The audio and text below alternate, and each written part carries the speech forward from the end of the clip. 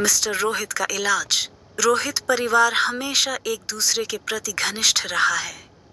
ग्रामीण इलाकों में बसे एक छोटे से शहर में रहते हुए वे समर्थन और सहयोग के लिए एक दूसरे पर निर्भर थे। लेकिन जब त्रासदी हुई और श्री रोहित को एक गंभीर बीमारी का पता चला तो उनकी दुनिया उलट-पुलट हो गई। श्री रोहित एक गृहिणी थीं, जिन्होंने अपना जीवन अपने पति और अपने 2 बच्चों सुनीति और कुमार की देखभाल के लिए समर्पित कर दिया था। श्री रोहित की आय के बिना उन्हें अपना गुजारा चलाने के लिए संघर्ष करना पड़ रहा था। मेडिकल बिल बढ़ते जा रहे थे और श्री रोहित अपनी बुद्धि के अंत में थे। भाई बहनों में सबसे बड़ी सुनीति एक प्रतिभाशाली और महत्वाकांक्षी युवा महिला थी, जिसका कॉलेज जाने और डॉक्टर बनने का सपना था।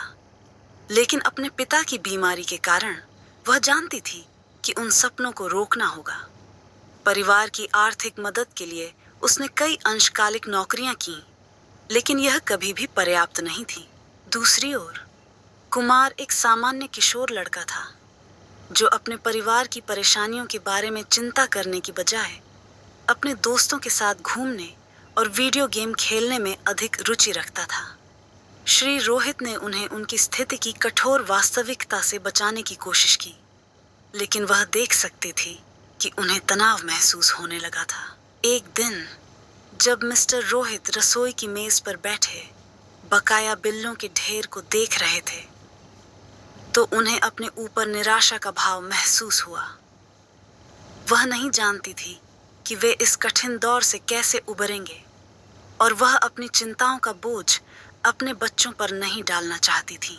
तभी दरवाजे की घंटी बजी और मिस्टर रोहित अपनी पड़ोसी श्रीमती जमुनास को अपने दरवाजे पर खड़ा देखकर आश्चर्यचकित रह गए। श्रीमती जमुनास एक दयालु महिला थीं, जो जरूरत के समय हमेशा रोहित परिवार के लिए मौजूद रहती थीं। हेलो मार्गरेट, श्रीमती जमुनास ने गर्मजोशी भरी मुस्कान के साथ कहा। मैंने आपके पति की बीमारी के बारे में सुना और मैं देखना चाहता था कि क्या मैं मदद के लिए कुछ कर सकता हूँ।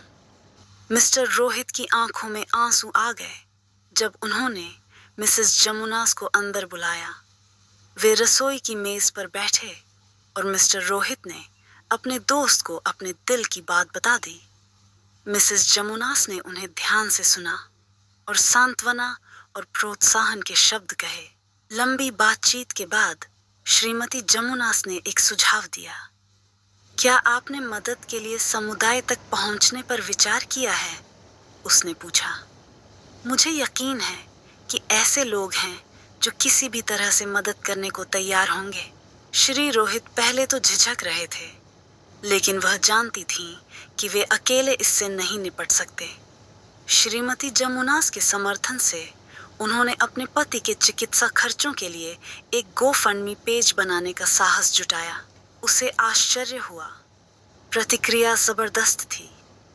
दोस्तों, पड़ोसियों और यहाँ तक कि समुदाय के अजनबियों ने भी उदारतापूर्वक दान दिया, और कुछ ही हफ्तों के भीतर उन्होंने श्री रोहित के इलाज के लिए पर्याप्त धन जुटा लिया। लेकिन मदद यहीं नहीं रुकी। लोगों ने खाना छोड़ना शुरू कर दिया, बच्चों की देखभाल करने वाले कुमार को दान देना शुरू कर दिया, और यहाँ तक कि अपने लॉन में घास काटने या काम चलाने के लिए भी स्वेच्छा से काम करने लगे। रोहित परिवार ने दयालुता और समर्थन के लिए अत्यधिक कृतज्ञता की भावना महसूस की। जैसे ही श्री रोहित के स्वास्थ्य में सुधार होने लगा, परिवार को फिर से आशा की किरण दिखाई देने लगी। सुनीति कॉलेज शुरू करने के लिए पर्याप्त धन बचाने में सक्षम थी, और कुमार ने करुणा और समुदाय का मूल्य सीखा। रोहित परिवार अपने बुरे दिनों में मिली मदद को कभी नहीं भूला। उन्होंने इसे आगे चुकाने और जरूरतमंद लोगों के लिए हमेशा मौजूद रहने का वादा किया। और जब वे खाने की मेज पर एक साथ बैठे, प्यार और कृतज्ञता के साथ बनाया गया भोजन साझा किया, तो उन्हें पता चला कि वे अकेले होने की तुलना में एक साथ अधिक मजबूत थे।